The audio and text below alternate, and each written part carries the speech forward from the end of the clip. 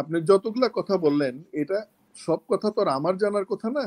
আমার উপরে অনেক অনেক সিনিয়র অফিসার, আমার ডিজিরা ছিলেন, তারপরে আমার সেনা প্রধান ছিলেন, সব কথার উত্তর তো আমি দিতে পারবো না।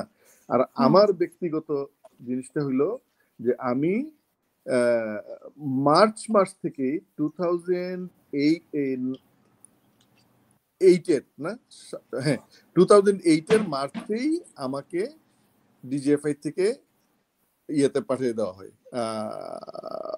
আর্মি হেডকোয়ার্টার পাঠিয়ে দেওয়া হয়। পোস্টিং অর্ডার আউট হয়েছে আরো কয়েকদিন পরে, কিন্তু আগেই আমার শুনাই দেওয়া হইল।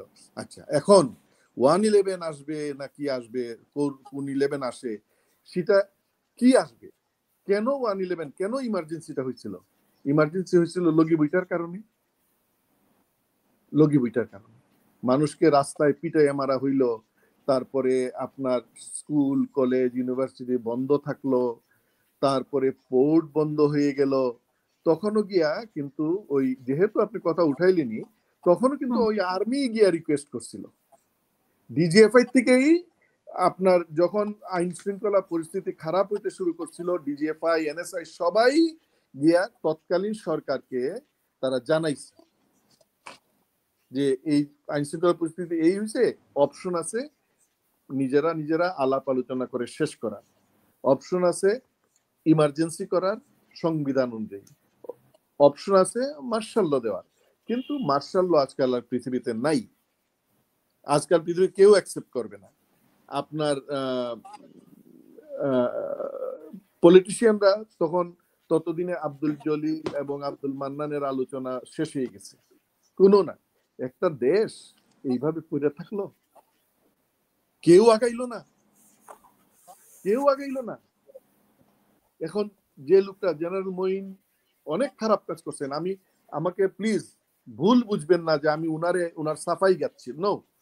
বাট ইমার্জেন্সি করার জন্য উনি তো গিয়া অ্যাপিল করছে টু দি প্রেসিডেন্ট, জানাইছে সিচুয়েশন গিয়া, যখন একেবারে টোটালি ডিসগাস্টেড হয়ে গেছে সকল মানুষ। তোর মানুষ ডাইকে আনে নাই, পলিটিশিয়ানরা ডাইকে আনেন নাই, এখনো তো আমরা জীবিত, নাম ধরেই তো বলতে পারবো। এগুলা বলা ঠিক না, এগুলা ঠিক আছে, যেটা হইছে যদি ভুল হয়ে থাকে।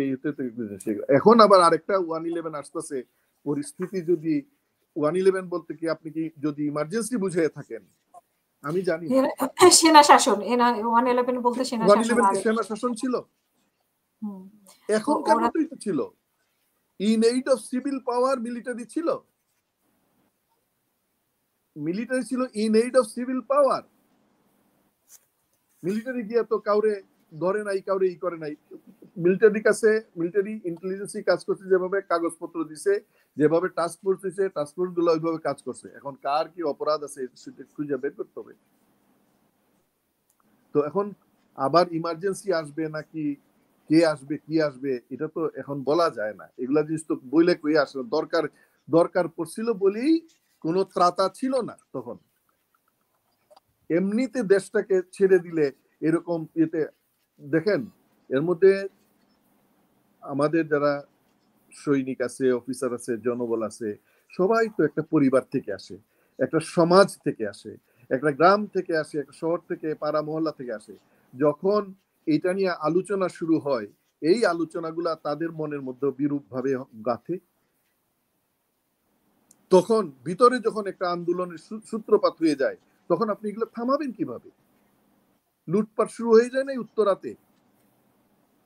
এখন যে এইভাবে গালিগালাজ, যে ব্রিগেডিয়ার রুকন বললেন, এইভাবে গালি গালাজ করা হইতেছে, আর্মির ভিতরে দুই চারটা ছেলে পেলে যদি কোনোভাবে বিক্ষুব্ধ হয়ে যায়, তখন আপনি কি করবেন? তাদেরকে তো দেখতে হবে, সকলের মোরালটা দেখতে হবে। আর আরেকটা বিষয় আমি স্যারের সাথে যোগ করতে চাই, আমরা ভুলে যাই, মুনতাসির মামুনের কথা আমরা ভুলে গেছি। এই মুনতাসির মামুনরা since the inception of Bangladesh, তারা বলছে যে বাংলাদেশে আর্মি কি দরকার, আমাদের বৃহৎ প্রতিবেশী আছে, আমাদের বন্ধু দেশ, তারা কি আমাদের আক্রমণ করতে আসবে? এগুলো আমরা ভুলে গেছি। লগি বইটার তাণ্ডবের কথা আপনি কথাগুলো উঠাইলেন, যেহেতু লগি বইটার তাণ্ডবের সময় এই হাসিনার নামে যে মামলা হইল সেই মামলা গেল কই? প্রতিটি মামলার বিচারের কথাতে বলে এরা ছাত্ররা, আমি মনে করি এগুলো সঠিক বিচারের রায় হওয়া উচিত। আজকে যদি লগি বিচার হাসিনার মামলার রায় হইতো, আজকে আজকে ওই 15 বছর সে এইরকম দাপটে রাজত্ব করতে পারতো না, এতগুলা মানুষ মারা যেত না। ওই যদি তখন তো 68টা মানুষ মারা গেছিল বলেই তো ইমার্জেন্সি। এখন সেটাও তো আপনাদের দোষ দেওয়া হয় যে আপনারা সেফ এক্সিটের জন্য ওনাকে ক্ষমতায় এনেছিলেন।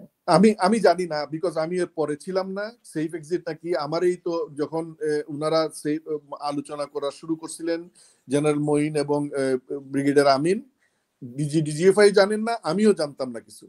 যখন আমরা এটার প্রতিবাদ করি তখনই তো আমার ডাইকে নিয়ে জেনারেল মঈন আমার বললেন যে দেখো আমি আর্মির মধ্যে বিভাজন চাই না, আমি তোমার বদলির ইয়ে আছে, তোমার জন্য দুইটা অপশন, আইদার তুমি চায়না যাবা অথবা আমেরিকাতে যাবা। তো আমি তো মে মাস থেকে আমি ডিজিএফআইতেই নাই, মে মাস থেকে আমি আর্মিতে। এরপর তো আমি জানি না কি হয়েছে না হয়েছে, কিচ্ছু জানি না। আর আরেকটা কথা আমি বলি যে এতই খারাপ যখন তখন চালাইলো ওই সরকার, ফখরুদ্দিন সাহেব সরকার, তো ফখরুদ্দিন সাহেবের আমলের সকল এখন আপনি উপদেষ্টা পরিষদে কেন? তখনকার ফরেন সেক্রেটারি কে ছিলেন? তৌহিদুল আলম। তৌহিদুল আলম এখন আরো পদোন্নতি পাই উপদেষ্টা হয়ে গেছেন। তখন পিএসও আর্ম ফোর্সেস ডিভিশন কে ছিলেন? জেনারেল জাহাঙ্গীর ছিলেন, উনি এখন স্বরাষ্ট্র উপদেষ্টা। তারপরে প্রধানমন্ত্রীর সচিবালয়ে, আই মিন প্রধান উপদেষ্টার সচিবালয়ের কে ছিলেন? আপনি বলেন আমাকে, সচিব ছিলেন, সিনিয়র মোস্ট সচিব যিনি ছিলেন, নাম মনে নাই, উনিও তো উপদেষ্টা। তো এরা কোন উপদেষ্টা আপনি বাদ দিচ্ছেন? এই যে ইয়ে মিয়া, এই যে আপনার ডক্টর কি নাম, ওই যে ঐক্যমত্য কমিশনের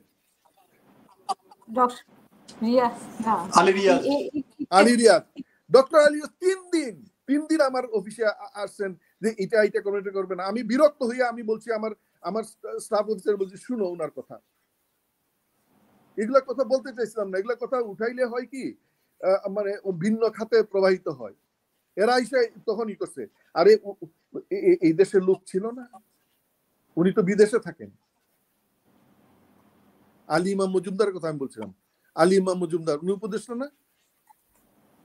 মারা গেছেন যে ইয়ে অ্যাডভোকেট হাসান আরিফ ছিলেন না?